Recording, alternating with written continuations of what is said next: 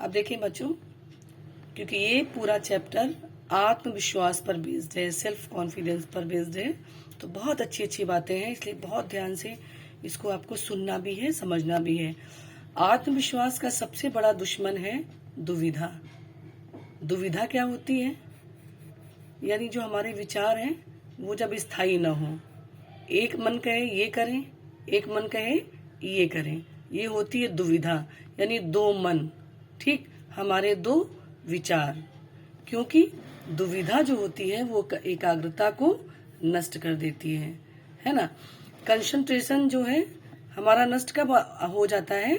जब हम किसी दुविधा में रहते हैं, यानी जब हमें अपने आप पे भरोसा नहीं होता है कि अब हम ये करें या अब हम ये करें। बस वह आधा इधर और आधा उधर इस तरह खंडित हो जाता है। तो देखिए, जो दुविधा होती है, जो असमंजस की भावना हमारे अंदर होती है, वो हमारी एकाग्रता को नष्ट कर देती है।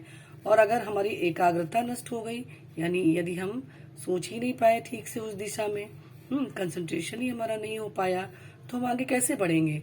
तो बहुत जरूरी है कि हमें अपनी असमंजस की स्थितियों से, दुविधाओं से निकलना चाहिए, अपने मन को एकाग्र करना चाहिए और एकाग्र करके ही किसी भी मार्ग पर, किसी भी कार्य के लिए अपने कदम बढ़ाने चाहिए। तो क्या होता है जब दुविधा आती है? तो क्या होता है, इंसान आधा इधर आधा उधर, ठीक, इस तरह से खंडित हो जाता है, टूट जाता है, इंसान बिखर जाता है। उसका मन कभी ये और कभी वो में रहता है, वो समझ नहीं पाता है कि उसे करना क्या है। अब इसी के साथ एक और घटना देखें। लेखक बता रहे हैं एक घटना के माध्यम से कि मेरे एक मित्र अपनी पत्नी के साथ जंगल में एक पेड़ के नीचे बैठे बात कर रहे थे।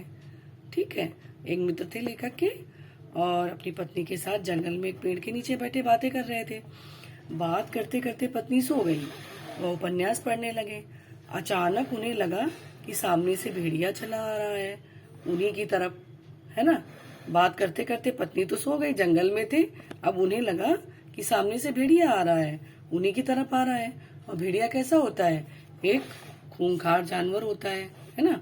भेड़िया तो एक खूंखार जानवर होता है, मांसाहारी भी होता है। तो भेड़िया को देखकर किसी को भी डर लगेगा, तो उन्हें बहुत डर लगा।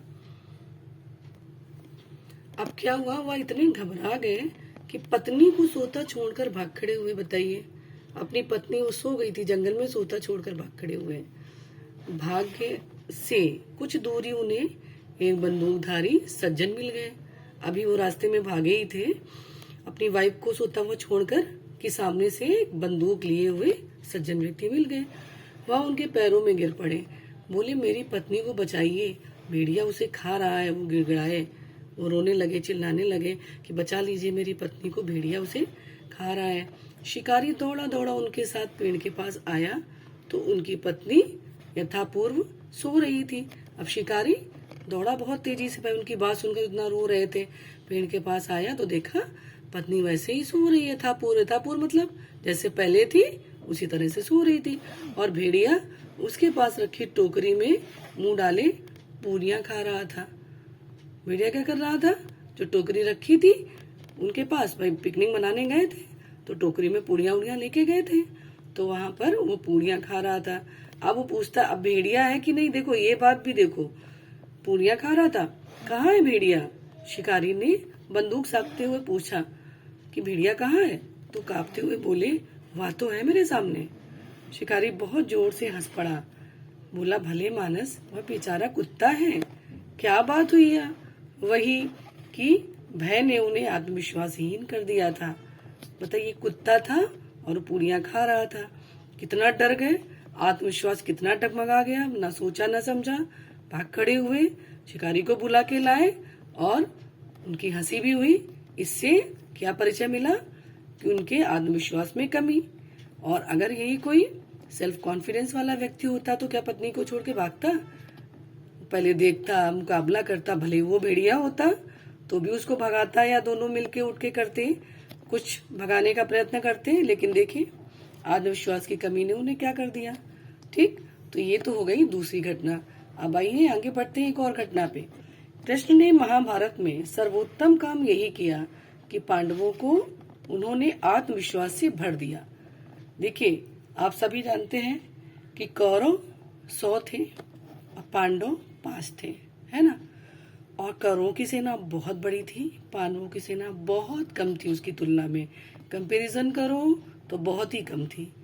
लेकिन क्या हुआ था कि कृष्ण ने क्या किया था, गीता जो लिखी गई है उसमें कृष्ण के प्रवचन ही तो हैं गीता।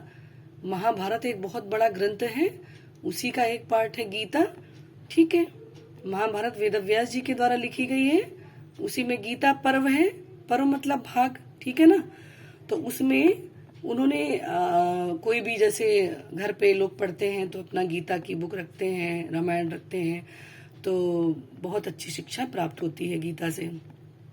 तो कृष्ण ने क्या किया था, महाभारत के युद्ध में सर्वोत्तम अर्थात सबसे उत्तम काम यही किया था कि पांडवों को उन्होंने आत्मविश्वास से भर दिया था। पांडवों के अंदर इतना ज्यादा आत्मविश्वास था कि वो अपने कार्य के महत्व को समझते थे। तभी तो पूरे आत्मविश्वास के साथ उन्होंने अर्जुन से कहा था, क्या कहा था, परेशान मत हो, तू युद्ध कर तू निश्चित रूप से युद्ध में अपने शत्रुओं पर विजय पाएगा। जब पहले दिन अर्जुन सेनाओं को देखकर और अपने पूरे रिलेटिव्स को देखकर बहुत परेशान हो गए थे कि ये तो सब मेरे सगे संबंधी हैं, सामने खड़े हैं युद्ध के लिए दुश्मन बनकर, मैं युद्ध नहीं करूंगा। और उन्होंने अपने धनुष बाण फेंक दिए थे, थोड़ा डर भी गए थे और थोड़ा अपने सगे संबंधियों को देखकर उन्हें मारना भी नहीं चाहते थे।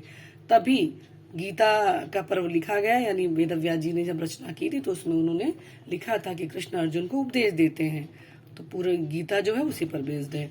तो उन्होंने यही बात कही थी कि तुम परेशान मत हो, युद्ध करो, तुम निश्चित रूप से युद्ध में अपने शत्रुओं को जीत पाओगे, अपने शत्रुओं पर विजय तुम आसानी से प्राप्त कर लोगे। और ऐसा हुआ भी, आप सब जानते हैं कि पांडवों की इस युद्ध में विजय हुई थी और कौरव इतने ज्यादा होकर भी कुछ भी नहीं कर पाए थे, क्योंकि पांडवों में आत्मविश्वास बढ़ चढ़कर कृष्ण जी ने भर दिया था। तो चलिए ये घटना यहीं पर समाप्त होती है। नेक्स्ट वीडियो में हम इस चैप्टर से संबंधित नेक्स्ट घटना को पढ़ेंगे।